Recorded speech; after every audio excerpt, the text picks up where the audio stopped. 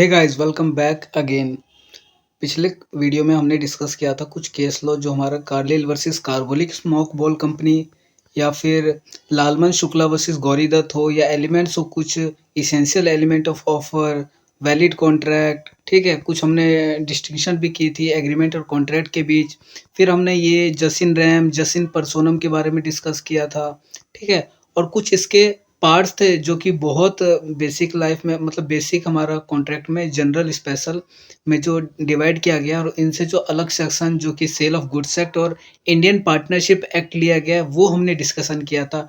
Total इसके अंदर 266 sections थे।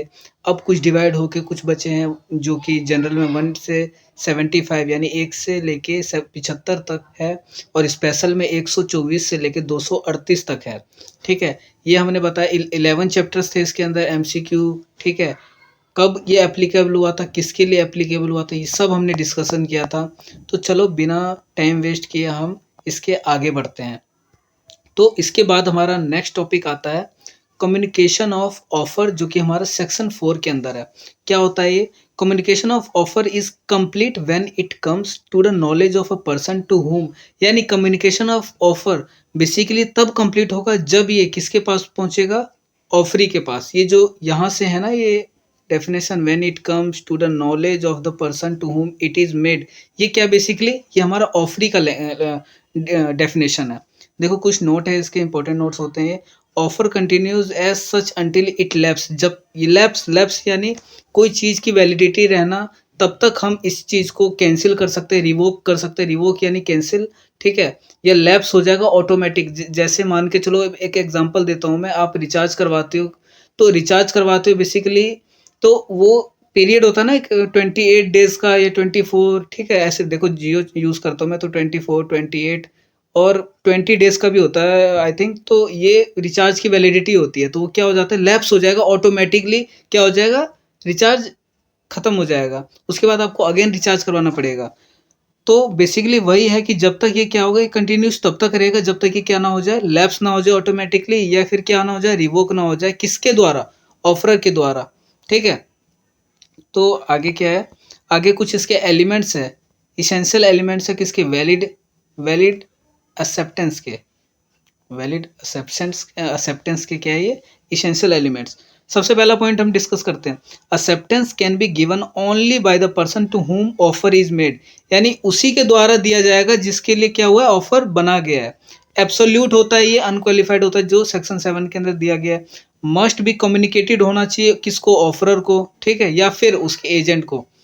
इसके अंदर देखो आगे हम पढ़ेंगे प्रिंसिपल, एजेंट और सब एजेंट। ठीक है, अभी बेसिकली हम एजेंट की बात करेंगे। क्यों? क्योंकि कम्युनिकेट किया जा सकता है या तो बेसिकली ऑफरर को या फिर किसके? एजेंट को, उसी के एजेंट को।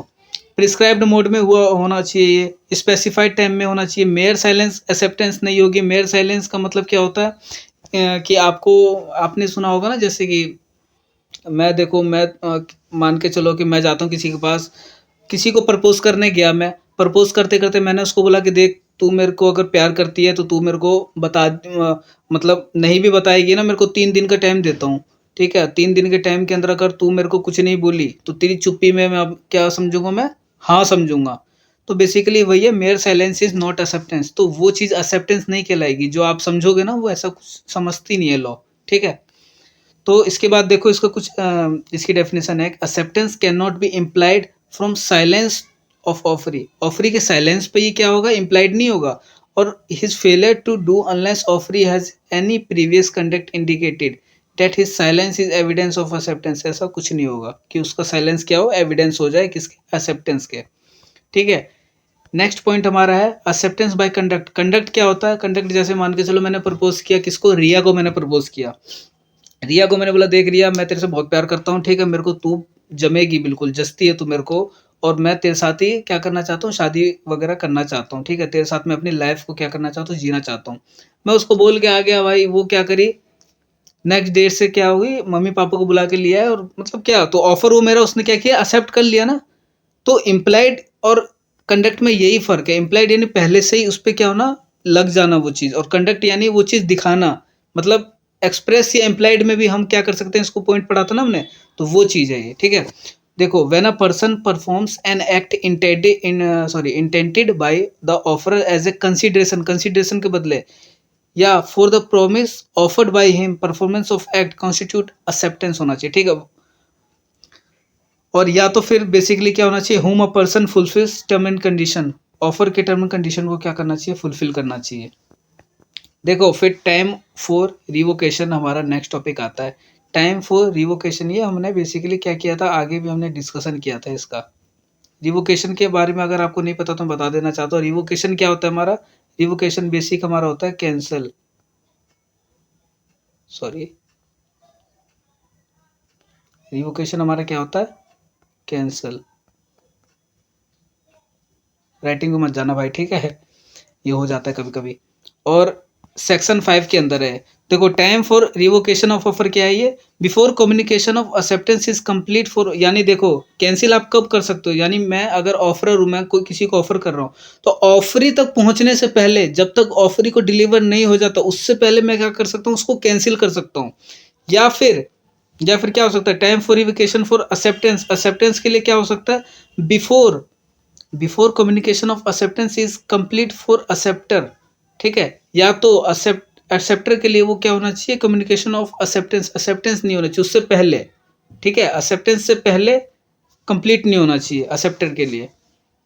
उसके बाद क्या है हमारा नेक्स्ट टॉपिक, पोजीशन। देखो जो हमारा इंग्लिश लॉ है ना, इंग्लिश लॉ हमारा क्या करता है, सब कुछ हमारा इंडियन लॉ की तरह है। देखो law relating to revocation of offer is same in India as in England, England law के बिल्कुल सेम है, बट लेकिन क्या है, but law relating to revocation of acceptance जो है ना, ये बस अलग है। इसमें क्या होता है, acceptance can not B revoked, एक बार अगर एक्सेप्टेंस हो गया ना, वो रिवोक नहीं हो सकता, यानी कैंसिल नहीं हो सकता। नेक्स्ट टॉपिक हमारा कंसीडरेशन है। कंसीडरेशन बहुत आपने सुना होगा, सेक्शन 2D, सेक्शन 2D के अंदर क्या है, कंसीडरेशन है, यानी consideration is a price agreed to be paid by the promisee for obligation of promisor, promisor यानी क्या है, ये किसी प्राइस पे एग्री किया गया हो, पेड, ठीक है, किसी प्रोमिसी को किसी बेसिकली प्राइस के बदले कुछ पे किया जाना, ठीक है, किसके लिए, ऑब्लिगेशन ऑफ प्रोमिसर, ठीक है, ऑब्लिगेशन के साथ, तो क्या होता है, वो कंसीडरेशन होता है। कंसीडरेशन को बेसिकली क्या कहा जाता है, समथिंग इन रिटर्न, ठीक है, मैं किसी को कुछ दे रहा हूँ तो वो भी मेरे को उसके बदले कुछ देगा, वो क्या हो गया, कंसीडरेशन हो गया। इसकी एक लैटिन वर्ड है, क्या है लैटिन वर्ड हमारा, लैटिन वर्ड है हमारा quid pro Q, quid pro Q, ये क्या है, इसका लैटिन वर्ड है। कंसीडरेशन यानी क्या है, प्रॉमिस या performance that parties exchange with each other, basically क्या है, समथिंग इन रिटर्न, जो मैंने आपको समझाया। जनरल रूल क्या कहता है, देखो जनरल रूल हमारे, देखो एक चीज़ मैंने आपको पहले भी बताया है कि लैटिन वर्ड जो है ना लॉ में बहुत ज़्यादा इंपॉर्टेंट है, क्योंकि लैटिन हर चैप्टर में आप देखना कुछ ना कुछ लैटिन वर्ड से लिया गया है। इस बार क्या है, देखो नो कंसीडरेशन नो कॉन्ट्रैक्ट, कोई कंसीडरेशन नहीं कोई कॉन्ट्रैक्ट नहीं, क्या मतलब है उसका, एक्स, ये देखो एक्स नूडो पैक्टो नॉन ऑरिटोर एक्शन, ठीक है, क्या है, एक्स नूडो पैक्टो नॉन ऑरिटर एक्शन, ठीक है। डेफिनेशन देखो, डेफिनेशन क्या है, when eight the desire of promisor या प्रोमिसी और एनी अदर पर्सन क्या है, हैज डन और abstained from doing, does or abstains from doing, promises to do or to abstain from doing, abstain क्या होता है, abstain होता है किसी चीज को, किसी चीज से बचने के लिए, बेसिकली किसी चीज से बचने को क्या कहते हैं, abstain कहते हैं। तो पास्ट कंसीडरेशन में क्या होता है, या तो किसी चीज को किया जा चुका हो या किया जाने से बचे, ठीक है। प्रेजेंट कंसीडरेशन में क्या होगा, किसी चीज से बचना या फिर किसी चीज को करने से बच रहा हो, ठीक है। या प्रोमिस टू डू, किसी चीज को प्रोमिस कर रहा है करने के लिए, ठीक है। टू एब्सटेन फ्रॉम डूइंग, या फिर किसी चीज को करने के लिए बच रहा है, ठीक है, बचेगा। तो फ्यूचर, प्रेजेंट और पास्ट ये हमारे कुछ टर्म्स है किसके, कंसीडरेशन के, ठीक है। देन सच एक्ट और एब्सटिनेंस और promise is called consideration for promise. कुछ बेसिक फीचर्स है किसके, कंसीडरेशन के, वो क्या है, देखो consideration must move at the desire of the promisor, however it may move from any other person. Consideration क्या होना चाहिए, मस्ट है मूव, यानी किसके डिजायर पर, प्रोमिसर के डिजायर पर क्या होना चाहिए, मूव होना चाहिए। However it may move from any other person, हालांकि ये किससे हो सकता है, किसी किसी भी पर्सन के द्वारा ये क्या हो सकता है, मूव हो सकता है। कंसिडरेशन में भी इनएडिक्वेट होना चाहिए, रियल होना चाहिए, must be of some value होना चाहिए इन आइज ऑफ लॉ, यानी आप के नज़र में कुछ मनी या किसी भी चीज़ के बदले क्या होना चाहिए, एक क्या होना चाहिए, रिटर्न में होना चाहिए। देखो अगर मान के चलो कि मैं एक फूल लेके गया, किसी को दिया मैंने, ठीक है, उसके बदले मैंने क्या, उसको मैंने फूल दिया, उसके बदले क्या लिया मैंने, किताब ले लिया, तो ये कंसिडरेशन नहीं, कुछ वैल्यू में होना चाहिए। समझ रहे हो, 50 रुपये दे दिया उसने और उसके साथ एक नमकीन की बिस्किट दे दी, चलेगा वो चीज़, लेकिन कुछ वैल्यू होनी चाहिए, पॉसिबल एंड नॉट इल्यूजरी नहीं होना चाहिए। ठीक है, लॉफुल एंड मोरल, ठीक है, lawful and moral and not oppose to public policy, public policy के अपोज नहीं होना चाहिए। Consideration must not be something which a person is already bound to do, वो नहीं होना चाहिए जो पहले से ही वो निश्चित, बाउंड क्या होता है, बाउंड होता है निश्चित। ठीक है, तो consideration must not be something which a person is already bound to do, या इधर लीगली या कॉन्ट्रेक्चुअली। पॉजिटिव या नेगेटिव कैसे भी हो सकता है ये। ठीक है, पॉजिटिव कंसिडरेशन क्या होता है, प्रॉमिस टू डू समथिंग, ठीक है, ये क्या हो जाता है पॉजिटिव। नेगेटिव यानी प्रॉमिस नॉट टू डू। इसका मैं एग्जांपल देता हूँ, मैंने 10 लाख रुपए दिए किसी को, मेरे बगल में, मैंने, मेरी एक दुकान है, किसकी, किराने की दुकान है, मेरे बगल में आके एक और किराने की दुकान खोलना चाहता है कोई बंदा, तो उसको मैंने क्या बोला कि भाई देख तू अपना ये दुकान जो है ना यहाँ मत खोल। ठीक है, मैंने उसको मना किया ना वो चीज़ करने के लिए, तो क्या होगा, किस चीज़ को मना करने के लिए अगर मैं किसी को वो पैसे दूँ तो क्या, promise not to do something. ठीक है, वो कंसिडरेशन उसके बदले मैंने दिया। प्रॉमिस टू डू समथिंग यार ये कर ले, मैं तेरे को 10 लाख रुपए दूंगा, वो चीज़ वो कर रहा है, तो क्या हो गया, प्रॉमिस हो गया किसी चीज़ को करने के लिए। तो बेसिकली सिंपल सा एग्जाम्पल था जिसके साथ आप बहुत सही से समझ गए होंगे। नेक्स्ट पॉइंट हमारा क्या निकल के आता है, नेक्स्ट पॉइंट है हमारा एग्जीक्यूटेड एंड एग्जीक्यूटरी कंसिडरेशन। क्या होता है, ए consideration which consist in A performance of an act is called executed. किसी क्या है, किसी परफॉर्मेंस में होना चाहिए, किसी परफॉर्मेंस को कंसिस्ट करता हुआ होना चाहिए कोई कंसिडरेशन, वो क्या कहलाता है, executed consideration. When it consist in a promise it is said to be executed. ठीक है, जब वो किसी प्रॉमिस से कंसिस्ट करता है तो वो क्या कहलाता है, एग्जीक्यूटिव कहलाता है वो।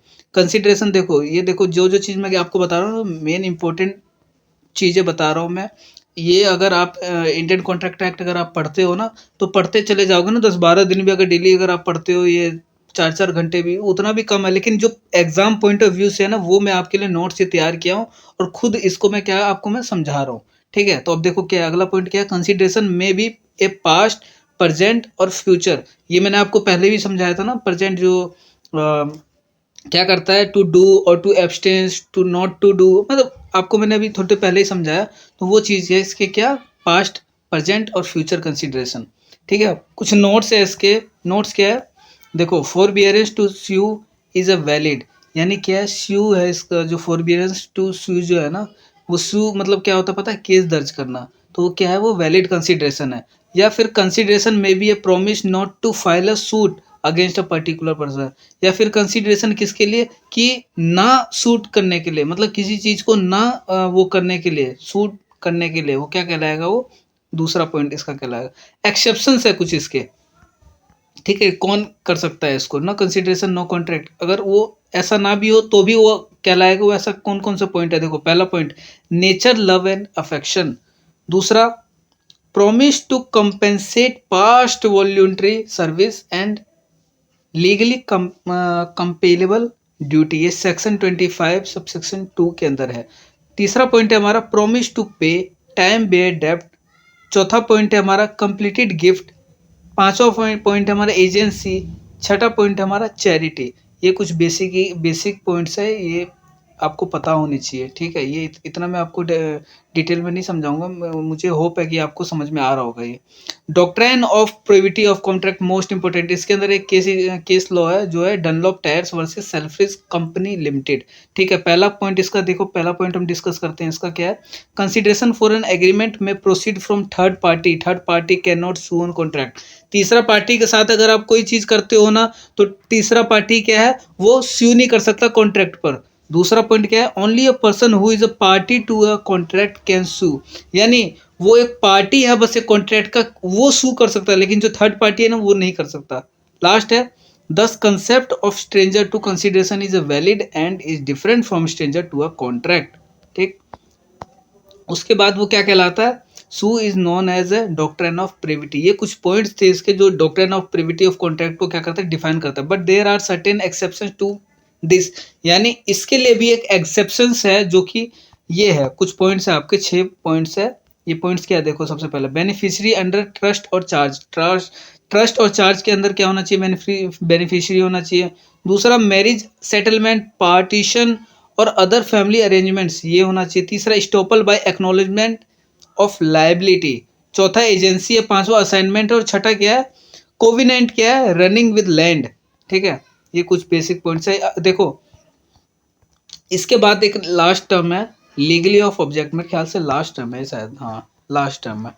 देखो legally of object and consideration, legality क्या है इसका, सबसे पहले पहला पॉइंट है ये, ठीक है, every agreement of which the object और कंसिडरेशन इज अनलॉफुल, वो क्या है, वॉइड। वॉइड क्या होता है हमारा, जो वैलिड ना हो वही वॉइड है। ठीक है, वॉइड क्या मतलब, बेकार, मतलब कोई लॉ नहीं है ये, बेकार का लॉ है। मतलब आप अगर कानून के पास उसको करने के लिए जाओगे ना, तो क्या है, लीगली नहीं है, वैलिड नहीं है वो चीज़। ठीक है, the term legality may be defined as a conformity of law. Therefore, the legality of object and consideration for a contract means that it must be lawful। यानी वैलिड बनाने के लिए आपको क्या होना चाहिए, कंसिडरेशन या कुछ भी ऑब्जेक्ट को, ठीक है, क्या होना चाहिए, लॉफुल बनाना चाहिए। अब इसके क्या है, इसके भी कुछ अनलॉफुल के क्या है, केसेस है। When object and consideration is unlawful, क्या, फॉरबिडन बाय लॉ। ठीक है, यानी फॉरबिडन बाय लॉ क्या कहलाता है, कि लॉ ने कहा भाई देख श्याम एक काम कर, या मैं काम कर जा, वो जो मैं तेरे को बताया था ना, पहला केस जो है, कि तू अगर वो चीज़ करेगा तो हम तेरा साथ नहीं देंगे। भाई राजू ने क्या किया, अब होता नहीं है कि मान के चलो, मैं आपको ना बहुत बेहतरीन एक एग्जाम्पल देता हूँ। मान के चलो कि आपको भूत से डर लगता है, हालांकि सबको भूत से डर लगता है, ठीक है, लेकिन कुछ भी है, कुछ है ऐसे भी लोग जो मतलब बाहुबली टाइप है, लेकिन फिर भी मान के चलो आपको भूत से डर लगता है, और आपको पता है कि भूत पीछे से आवाज़ दे रहा है, और फिर भी आप पीछे मुड़ के देखोगे तो आप क्या हो जाओगे, वहीं बेहोश हो जाओगे, लेकिन फिर भी आप उसको पीछे मुड़ के देखोगे ही देखोगे। ठीक है, मतलब कोई चीज़ आपको मना किया जाए ना, आप वही काम करोगे, ऐसा बहुत ज़्यादा पाया जाता है। तो वही लोग कहते हैं कि जब हमने तेरे को ये चीज़ करने के लिए मना किया, तो फिर भी हमारे पास आया, भाई हमें माफ़ कर दे, हम तेरी सहायता नहीं कर सकते इसमें, हम तेरी कोई मदद नहीं कर सकते। क्या कहलाएगा, forbidden by law. Defeats provision object of any law. ठीक है, फ्रॉड नहीं होना चाहिए, ठीक है, इंजूरियस टू अनदर पर्सन और हिज प्रॉपर्टी नहीं होना चाहिए, इमोरल और अपोज टू पब्लिक पॉलिसी होना चाहिए। ठीक है, तो ये कुछ मेन पॉइंट्स थे। देखो इसका जो नोट्स है ना, जिस नोट्स में आपको ये अभी पढ़ा रहा हूँ, तो ये नोट्स जो है ना, मैं टेलीग्राम चैनल पे डालता रहता हूँ, तो उसका लिंक जो है ना मैं डिस्क्रिप्शन बॉक्स में दे दूंगा। तो आप क्या कर सकते हो, आप वहाँ जाके इसको डाउनलोड कर सकते हो, और वहाँ से आप इसको पढ़ सकते हो या नोट्स वगैरह कैरी कर सकते हो। ठीक है, तो होप करता हूँ आपको वीडियो पसंद आई होगी। अगर वीडियो पसंद आई हो तो लाइक करो, चैनल को सब्सक्राइब करो, और कमेंट सेक्शन में जाके मुझे बताओ कि कैसा लगा आपको ये वीडियो। ठीक है, कुछ समझ में आया तो उससे क्या होता है, मोटिवेट होते हैं, या कुछ हमारे बीच अगर कुछ रह रहा होता है तो हम क्या करते हैं, उसको सुधारने की कोशिश करते हैं। ठीक है, तो आप कमेंट सेक्शन में जाके मैसेज कर सकते हो, बाकी मैं आपको सबको रिप्लाई करूँगा जो जो मैसेज करेगा उसमें। ठीक, तो मिलता हूँ नेक्स्ट वीडियो में, till then take care, bye bye.